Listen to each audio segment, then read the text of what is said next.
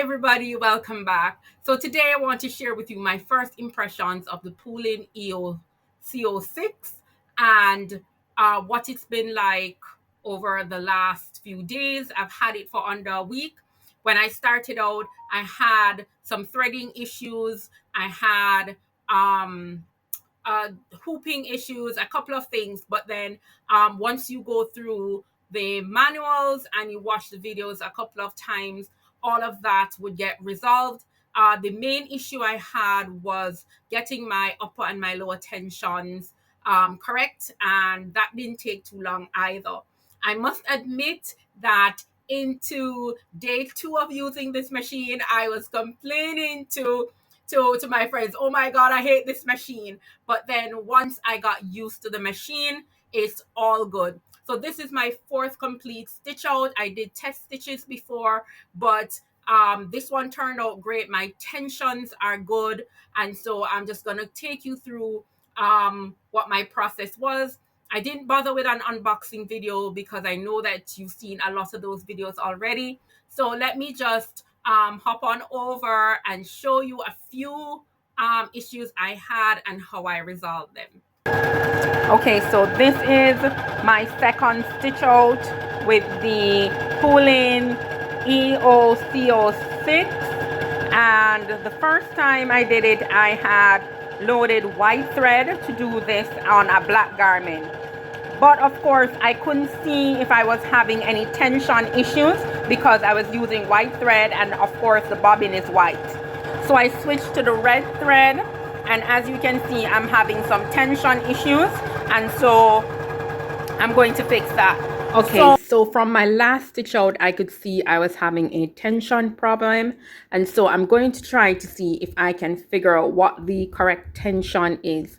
And so to do that, I'm just going to go ahead and do a series of stitch outs for the letter I, and then we're going to see, and as we stitch them out, we're going to change the tension to see which one looks best.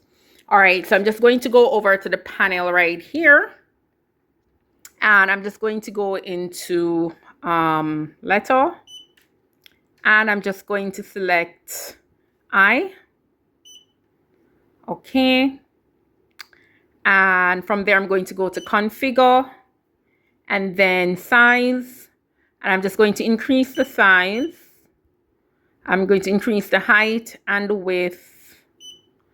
Okay, and then I'm going to adjust the position and put it to the left side because I'm going to embroider the I here, and then I'm going to adjust the tension or embroider it, shift it over, embroider it again. Then I will adjust the tension, shift it over, and I'll just keep shifting it as I adjust the tension. Okay, so here is that first stitch out. It seems as if I had some issue with hooping because as you can see, it gathered up right here. But typically, I'm not seeing the bobbin underneath it, so it looks like the tension is good. So I'm not sure why I was getting the bobbin lines coming up on the first stitch out that I did. But I'm just going to go ahead and change the tension just a little bit and do another stitch out. I think I'm just going to leave this one in the middle.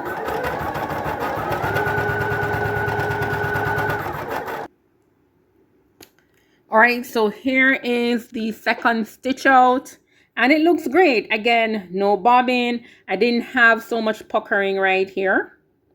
All right, so the way it was pulled up here, I did not have that here. Let's take off the hoop and then flip it over, and we will also be able to see what the bobbin is doing on the other side. All right, so we're looking at the underside. So let me flip that over again. So the one on the left where it's all dragged up, we could see, so that's the one that's on your right when I flip it over. All right. We can see that on the right, the bobbin thread is not as even, it's not centered. Whereas when we are at 15, the bobbin thread is more centered. And so I'm thinking that 15 is a better tension than 18. Okay, everybody, so this is my first real stitch out on a t-shirt. As you can see, it's not looking really great. I had some issues right here, but then I had so many things go wrong. So for some reason, when I hooped it, these clips would not close. It closed on this side, but they would not close. So I put it on the machine, and then I started embroidering. The O embroidered well, then it moved on and started the corner of the B, and then it all jumped out of the hoop, so the machine stopped. So because it jumped out of the hoop, I tried my best to realign everything and put it back. Okay, guys, so you saw that I had pretty much gotten things under control at that point. And with regards to the clips, you do not need to use the clips. Just go ahead, slip your hoop in and tighten it down. Now I'm going to show you a clip of a full design that I embroidered out and found myself with a lot of tension issues again. But this time I realized that it was all about the bobbin.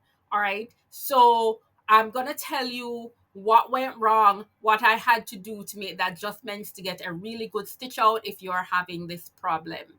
All right. Okay, guys. So I was on to my second stitch out and I just had problems galore, but as you can see throughout the process, I was able to fix all of that. So I was having a lot of tension issues. I was having a lot of the needle not properly threaded right here.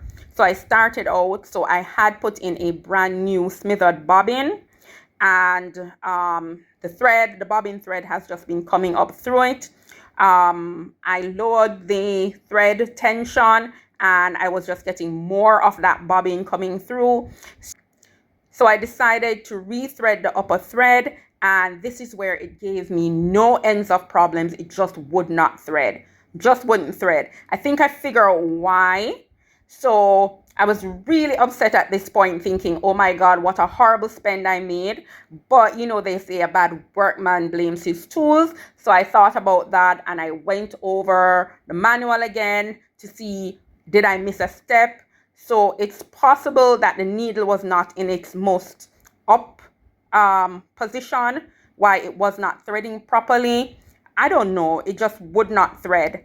And then when I eventually got it to thread, I switched out right here to a POOLIN bobbin, and that was coming up through as well. So I at that point I stopped it again, took it out, put back the original POOLIN bobbin that hardly had any thread on it, so it stitched out pretty decent. I did have some issues, but pretty decent at that point. And then that bobbin ran out, and I went back to the smithered bobbin and lowered my tension, and this is what I was getting. And so between these three letters, I kept lowering my tension. So this is when I was at 9, and I figured that was a little bit too loose, but I allowed it to move on to this next set of letters. And as you can see right in here, it's really showing you that the bobbin is too loose. In fact, by the time it got here, basically the thread broke, and I had nesting right around there, so I had to clean that up. And then right here, so remember when I didn't have too much bobbin thread, it wasn't too bad. So right here, I brought the tension back up to, I think, 18. And I took the about 3/4 used bobbin out of my brother machine and installed that, and then my stitch out got clean. So what I'm going to do now is to actually wind my own bobbins, because it seems as if all the bobbins are too full when they're new. So it might be, I'm not sure, I'm not a embroidery pro, I'm just getting used to it, as you can see. But it's possible that maybe the bobbin casing the tension on that is too much and I need to reduce that. I'm not sure, but right now I'm just going to rethread my bobbin and make sure it doesn't have too much thread on it, and so I should be able to get some good stitch outs. So this is how this part of it went. Okay, guys, so those were my first few days with the pooling machine, and as I showed you earlier, this stitch out was really, really good after I rethreaded all my bobbins. And so I'm only using bobbins that I threaded, and things have been going well so far. I cannot complain. So this machine, you just really need to get used to it, and I think things will work out. I think it was a great buy after all. So thanks for sticking with me with this video. I hope you learned some things about the pooling. I hope if you're on the fence about whether you should get one or not, if I helped, if you got one and you're working on, resolving your issues, then hopefully this video was useful. So if it was, do be sure to give it a thumbs up. Please leave me some comments. I appreciate any comments you can give to help me out. But so far, I think the stitch outs are going well, and I have a whole set of designs that I've been working on prior to getting the machine that I'm going to begin stitching out. All right, thank you. I'll see you in the next one. Bye.